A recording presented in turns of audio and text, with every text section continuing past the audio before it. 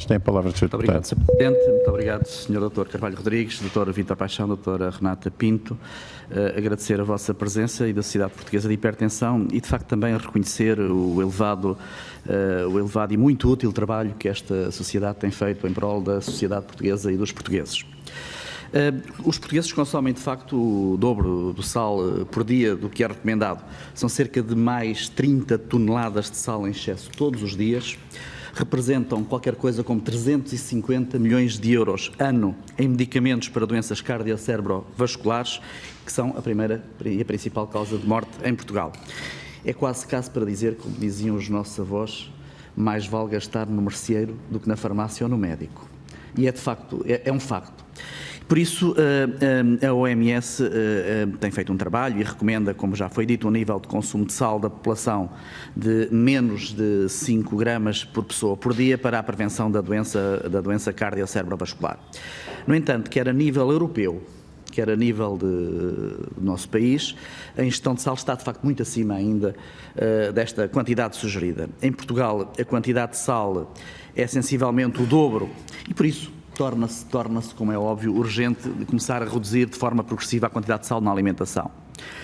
Este atual elevado consumo de sal é, como sabemos, um fator importante naquilo que o Sr. já disse, da hipertensão, do aumento de risco de AVC, de hipertrofia do ventrículo esquerdo, esquecemos às vezes da doença renal também, e, portanto, um conjunto de comorbilidades associadas a estes e de fatores de risco.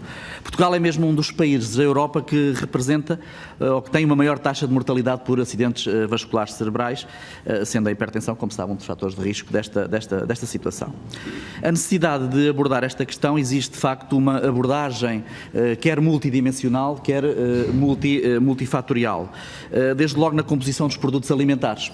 E daí com a colaboração dos produtores, dos distribuidores e dos prestadores de serviços e até com a implementação também de mecanismos de monitorização por pessoal devidamente sensibilizado e educado e também com a educação dos próprios consumidores, através daquilo que há pouco o Sr. falou, através da passagem de mensagens claras e simples, nomeadamente ao nível da rotulagem e que devem ser previamente testadas, não só na população em geral, como num grupo populacional de faixas mais vulneráveis da nossa sociedade. E aí poderá haver alguma diferenciação na forma como se faz esta passagem clara da mensagem. E neste contexto, de facto, a rotulagem e a literacia necessária para a interpretação da rotulagem é, de facto, muito importante, como o Sr. há pouco acabou de dizer. Um dos alimentos que mais contribui para este elevado consumo de sal é, de facto, o pão. Portugal, honra-lhe seja feita, foi um dos primeiros países, se não o primeiro país ocidental a criar uma lei para a delimitação, os tais 1,4 gramas por 100 gramas de produto final, ou os tais 0,55 gramas de sódio.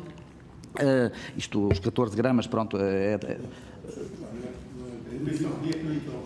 mas depois já me corrijo. Mas vamos assentar nos tais 14 gramas de sal, que é talvez mais clara a mensagem, de forma a clarificar a mensagem.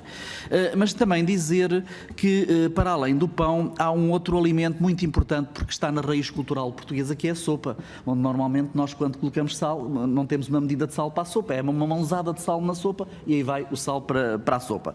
E, portanto, é um alimento enraizado culturalmente na sociedade portuguesa e penso que há metas também a atingir neste domínio da questão da sopa. Portanto, a sopa e o sal e o pão como dois alimentos muito importantes nesta questão. Associado a estas estratégias, eu sei que existem dois programas, um programa que é o sopa.com e o pão.com, que tem evoluído num horizonte temporal também, num horizonte temporal 2020, de 2020, e a primeira pergunta que lhe deixava é como é que tem feito a monitorização destes dois projetos, se têm sido devidamente monitorizados estes dois projetos, o sopa.com e o pão.com, e qual tem sido a evolução que se tem verificado em termos também de comportamentos ao nível dos objetivos destes dois programas. Por outro lado, também dizer o seguinte, a fragilidade económica e a fragilidade realidade social da nossa sociedade, potencia também consumos aumentados de preservados com sal, nomeadamente conservas, processados de carne, produtos de pastelaria, fast food, enfim, todos aqueles alimentos que conhecemos e que acabam por substituir aquela alimentação saudável dos produtos hortícolas e frutícolas. Tal situação também obriga-te, com certeza, a um reforço da vigilância da alimentar e do cumprimento de normas, em particular nos espaços públicos de restauração e na indústria alimentar.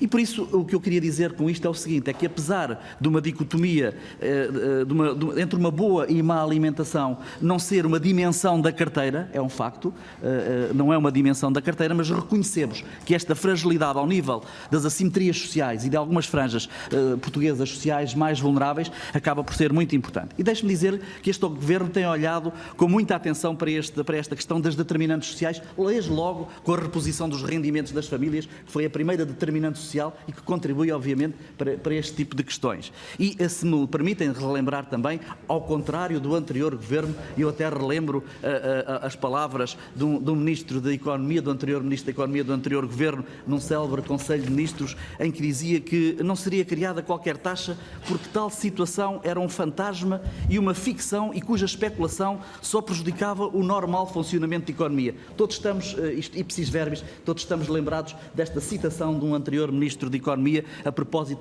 desta questão da taxação do sal. Então, para concluir...